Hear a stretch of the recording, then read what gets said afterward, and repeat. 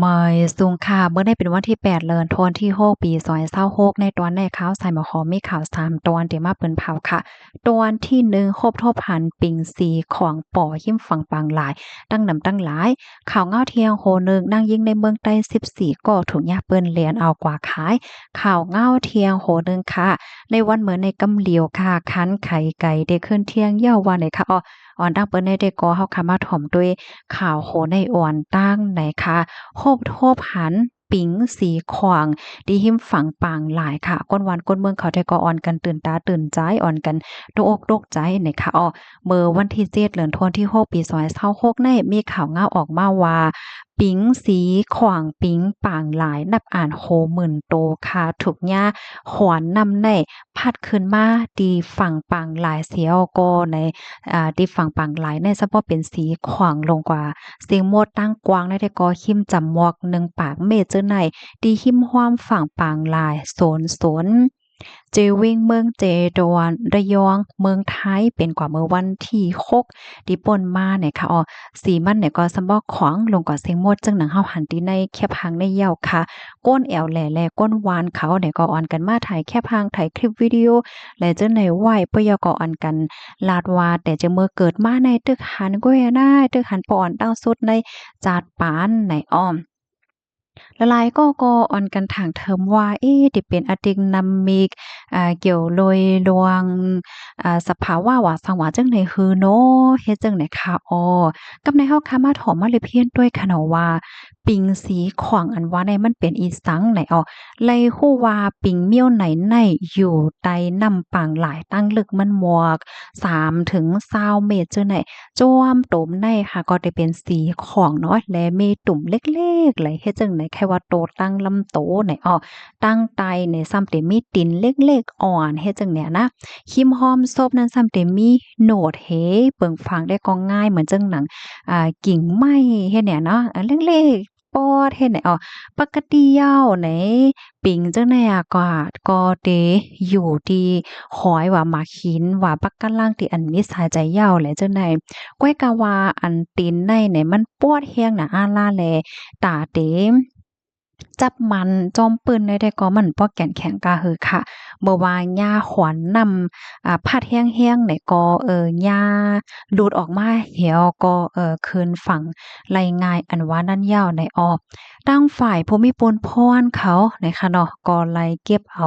นำปังหลายอันในกว่ากดทัดด้วยเหี่ยวก็ซับแจงซับแรงนี่ว่าเปิงเปลี่ยนในค่ะมันอำใจอะดินามิกให้ลงอีสังก้อยกะว่า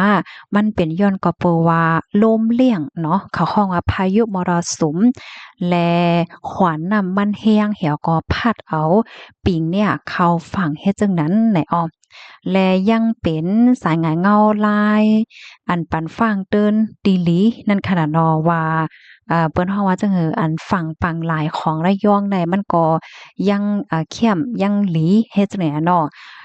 ป้อยอก็ปันฟังเติ้นว่าต้วยลายค่ะต้วยลายเฮ็ดหยังก้อยน่ะว่าอย่าไปกว่าย่อบอย่าไปกว่าเตื้อค่ะก็เปอว่าหมางโตในมันเตเลยว่าจังหะมันเตจังเตื้อเคิกลายเฮ็ดไหนป้อยอก็อย่าไปกว่าเหยียบในย้อนก็เปอว่ามันจางมีปิงหมางโตที่ยังตึมีสายใจอยู่ค่ะสังเจิ้นหนังว่าขวานนำในมาพัดเอามาหลุดเอาลงกว่าในก็มันจังรอดอาสักสายใจไล่ได้ข้อมูลตัวในคาลิปีมาที่ห้องการข่าวไทยราชต่างไว้ค่ะพี่น้องค่ะจ่องยามหันเสปอกค่ะ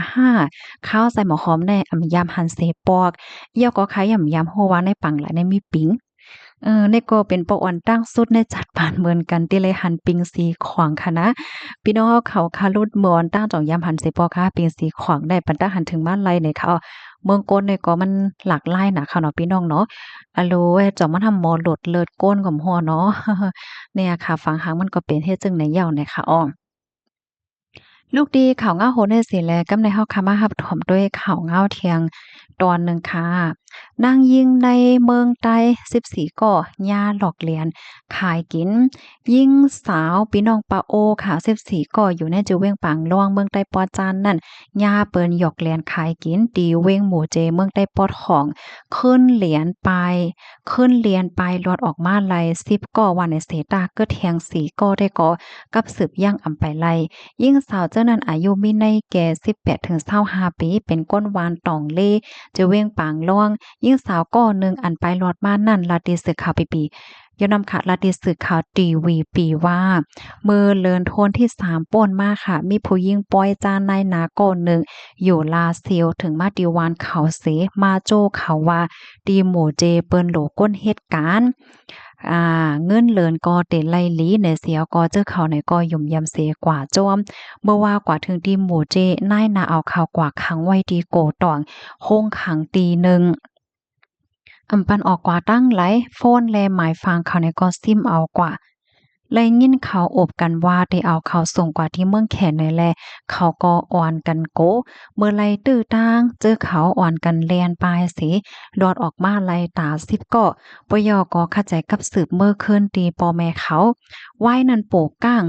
โอเอมินและร่างก้นวานเขาอ่อนกันกว่าจอมติหมูเจสิจอยเอามากขึ้นลีลีงามๆมานั่งสืบลาดว่าเจอเขา10ก่อลอดมาเยาวันในเสตาไม่ใจตา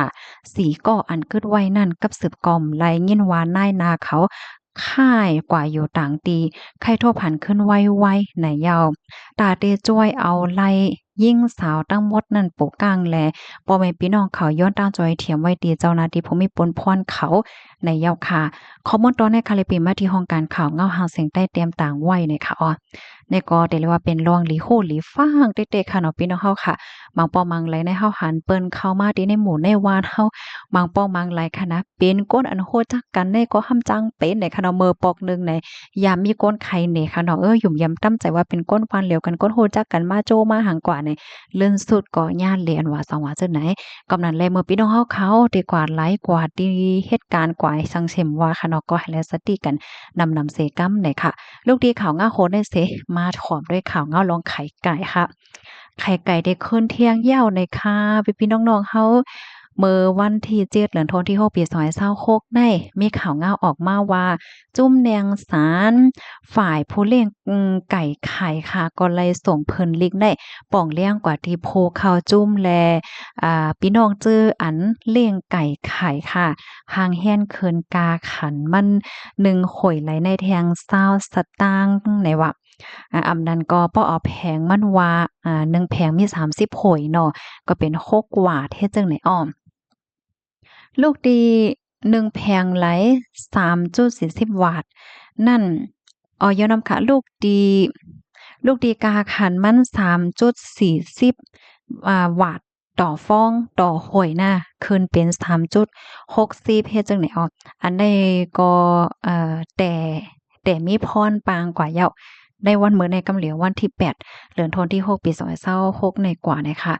ป้อว่าลัดง่ายๆก็ได้เอามื้อได้กว่าค่ะวันที่8ได้กว่าไหนขันไข่ไก่ได้เตเพิ่มขึ้นมา6 วาตต์ต่อ1แผงไหนคะอ้อพี่น้องเขามาซื้อก็ได้แลใจกว่าซื้อเป็นแพงแค่จังเนี้ยเนาะเพราะว่ารัฐก็เลยลองไข่ไก่ในจึงได้เลยว่าเป็นตั้งกินที่อันละหลายก็แลใจกินค่ะเนาะจังวันนั้นค่ะเหมือนจังหนังคาเฮาใส่หมอหอมเนี่ยก็จึงเมื่อก็เล่ค่ะเนาะก็กินไข่ไก่ดอกถึงมื้อเลียวก็ไข่ไก่นี่มันผัดตู้เย็นให้พอค่ะนะเอามาโคกินต้มกินเนี่ยมันเฮ็ดกินได้หลายมื้อเนาะพี่น้องเฮาค่ะเนาะฝ่ายหนึ่งเฮาค่ะก็หันถึงว่าคันมันถูกกว่าหักว่าเฮ็ดจังได๋เห็นแล้วมันก็มีพรหลีนสำคัญไข่ไก่ได้